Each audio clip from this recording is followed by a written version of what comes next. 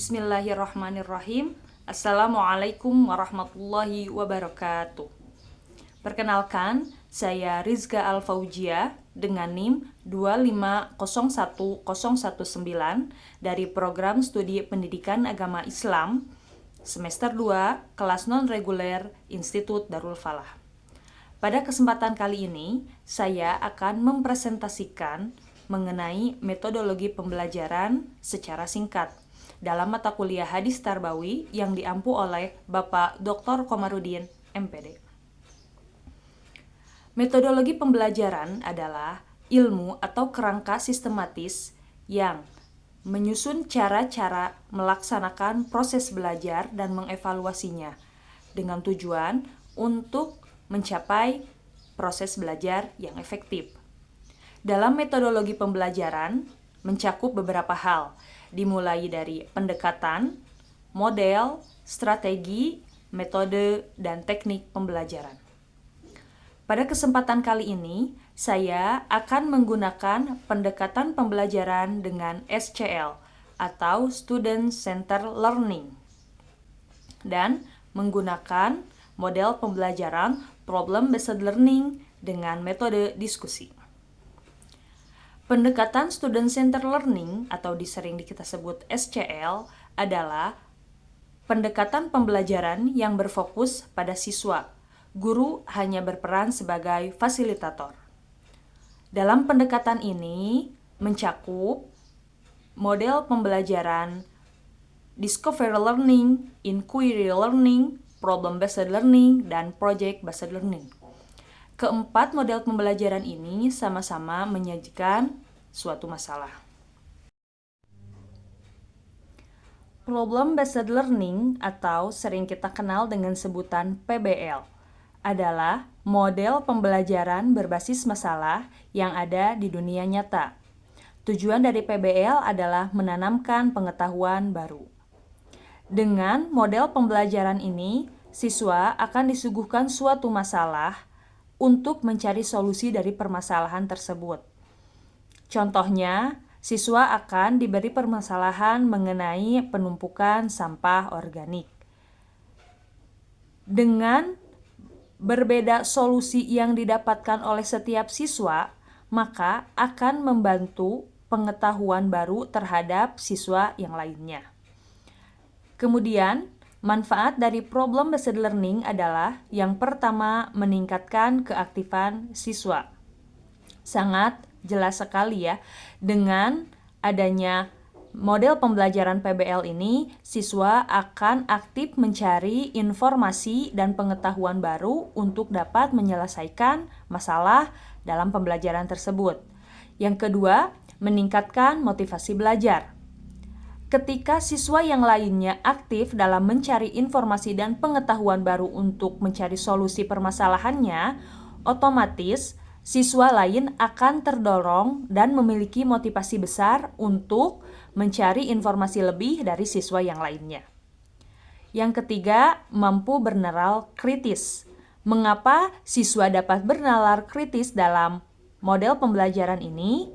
Sebab ia akan dilatih untuk mencari informasi dan memilah informasi yang relevan dengan permasalahannya. Yang keempat, manfaat dari problem based learning ini adalah melatih kemampuan komunikasi dan kerjasama siswa. Ketika melakukan model pembelajaran ini, siswa nantinya akan menghasilkan sebuah laporan atau gagasan, sehingga siswa tersebut dapat mempresentasikannya kepada teman-teman yang lainnya. Dengan terus belajar mempresentasikan laporannya, otomatis kemampuan komunikasi siswa akan semakin meningkat dan kerjasama antara individu siswa dengan yang lainnya akan meningkat pula. Kemudian, landasan teologis dari problem based learning ini apa sih? Yaitu terdapat dalam hadis yang diriwayatkan oleh Imam Muslim yang berbunyi, A'udzubillahi minasyaitonirrajim, Bismillahirrahmanirrahim. An Abi Hurairah anna Rasulullah sallallahu alaihi wasallam qala, Atadruna manil muflisu qalu al-muflisu fina ma la dirhama lahu wala mata'a faqala innal muflisa min ummati ya'ti yaumal qiyamati bis salati wa siyamin wa zakatin wa ya'ti qad syatama hadha wa qadhafa hadha wa akala mala hadha wa safaka dama hadha wa daraba hadha fayu'ta hadha min hasanatihi wa hadha min hasanatihi fa in faniyat hasanatuhu qabla ayuqdama alaihi ukhidha min khotoyahum faturihat alaihi summa turiha finnar. Rawahu Muslim. Dalam hadis tersebut menjelaskan kurang lebih seperti ini. Rasulullah pada saat itu bertanya kepada para sahabat, siapakah yang nantinya di akhirat akan mengalami kebangkrutan? Maka para sahabat pun menjawab bahwa orang yang bangkrut nantinya adalah orang yang tidak memiliki dirham dan tidak memiliki harta. Kemudian Rasulullah pun menjawab kembali bahwa sesungguhnya orang yang bangkrut di hari kiamat nanti adalah orang yang datang dengan memiliki pahala sholat, pahala puasa, pahala zakat, tetapi mereka kehilangan pahalanya karena berbuat zalim terhadap yang lainnya. Sehingga mereka akan dilemparkan ke dalam api neraka. Dalam proses tanya jawab ini, Rasulullah menjelaskan bahwa kurang lebih beliau telah menggunakan model pembelajaran problem-based learning ini dengan menyuguhkan suatu masalah kepada para sahabat, menanyakan siapakah yang akan mengalami kebangkrutan. Dan para sahabat pun mencari solusi, mencari jawaban bahwa orang-orang yang bangkrut itu adalah orang-orang yang tidak memiliki dirham dan harta. Jelas tergambar bahwa hadis tersebut menggunakan model pembelajaran problem-based learning.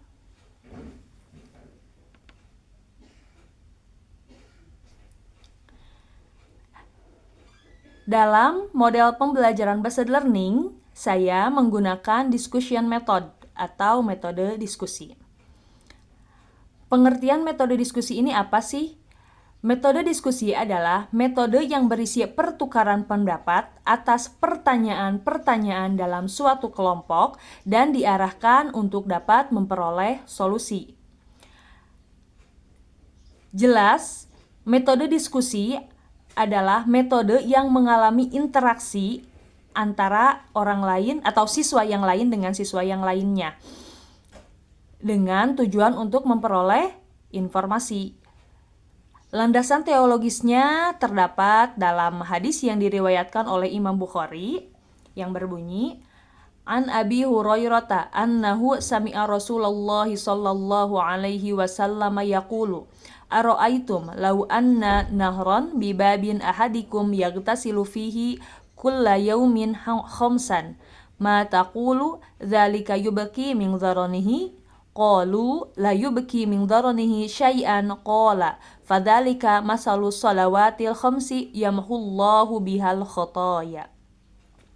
Dari hadis tersebut artinya Rasulullah Shallallahu Alaihi Wasallam bersabda, bagaimana pendapat kalian seandainya ada sungai di depan salah seorang di antara kalian, ia mandi di sana 5 kali sehari, bagaimana pendapat kalian?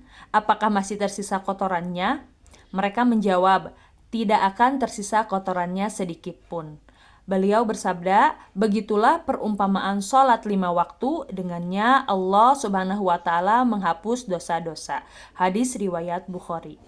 Dalam hadis tersebut sangatlah jelas terjadi suatu metode yang sekarang kita gunakan atau diberi nama discussion method ini. Mengapa demikian? Pada saat itu Rasulullah bertanya kepada para sahabat, melakukan tanya jawab dengan para sahabat dan berdiskusi mengenai hal tersebut. Nah, manfaat dari metode diskusi itu apa sih? Yang pertama, mengembangkan berpikir kritis dan analitis. Yang kedua, meningkatkan keterampilan lisan dan tulisan. Keterampilan lisan dilatih dengan cara mempresentasikan hasil diskusinya, sementara keterampilan tulisan adalah dilatih dengan cara mengisi lembar jawaban yang telah diberikan oleh guru. Kemudian meningkatkan kemampuan bekerja sama.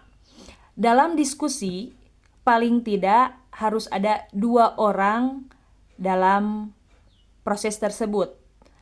Nah, dengan adanya diskusi, bekerja sama antara siswa lain dan siswa lain pun akan terjadi peningkatan. Kemudian menumbuhkan rasa percaya diri. Kemudian jenis-jenis dari metode diskusi adalah yang pertama, diskusi formal, biasanya sering digunakan di lembaga pemerintahan dan cirinya selalu ada yang ditunjuk sebagai moderator untuk menjalankan diskusi tersebut. Yang kedua, metode diskusi non-formal. Biasanya ini tidak ada moderator dan tidak diawasi secara langsung. Kemudian diskusi panel. Apa itu diskusi panel? Dalam diskusi tersebut akan dibagi ke dalam 2 kelompok. Ada yang kelompok aktif dan kelompok pasif. Kelompok aktif bertugas sebagai pembicara, sebagai penyampai informasi atau yang melakukan diskusi tersebut. Sementara kelompok pasif adalah mereka yang hanya sebagai pendengar saja. Kemudian jenis diskusi lecture atau sama juga seperti ceramah, ya, seperti metode ceramah. Nah, ciri-ciri dari metode diskusi ini adalah peserta ada 2 orang atau lebih. Jelas ya untuk terjalinnya interaksi. Yang kedua, terdapat materi atau masalah. Yang ketiga, ada yang menjadi ketua. Jadi dalam proses diskusi ini harus ada yang ditunjuk sebagai ketua. Kemudian terjadi arus tukar informasi dan pendapat. Pastinya harus terjadi untuk mewujudkan diskusi tersebut nyata adanya. Dan yang terakhir, menghasilkan solusi. Tetapi dalam metode diskusi ini pasti memiliki kelebihan dan kekurangan. Kelebihannya apa? Yang pertama, kreativitas meningkat karena mencari berbagai pengetahuan informasi untuk mencapai solusi, saling menghargai. Di dalam proses diskusi terdiri dari beberapa karakter yang memiliki pendapat masing-masing. Nah, dari diskusi tersebut kita dilatih untuk menghargai dari pendapat orang lain. Kemudian wawasan luas karena memiliki pengetahuan baru dari berbagai peserta yang melakukan diskusi. Kemudian terbiasa musyawarah dan kemampuan bicara meningkat. Kekurangan dari diskusi ini adalah yang pertama, butuh waktu yang panjang. Tidak singkat, makanya dalam proses pembelajaran menggunakan diskusi pasti memerlukan waktu yang panjang. Peserta mendapat informasi terbatas. Bagi peserta yang hanya melakukan diskusi di tempat itu saja tanpa mencari informasi, otomatis peserta tersebut akan mengalami atau mendapatkan informasi yang terbatas. Dan yang terakhir, disukai oleh orang-orang yang suka bicara. Jadi biasanya yang melakukan diskusi itu adalah orang-orang yang mereka memang suka bicara. Bagi mereka yang tidak suka bicara, ketika melakukan atau mengikuti diskusi, mereka hanya sebagai peserta pasif saja. Alhamdulillahirrabbilalamin. Penjelasan singkat mengenai metodologi pembelajaran dengan pendekatan SCL yang model pembelajarannya menggunakan paced learning dan metode diskusi telah sampai di penghujung. Mohon maaf atas segala kekurangan dari penyampaian materi saya. Sekian dari saya. Wassalamualaikum warahmatullahi wabarakatuh.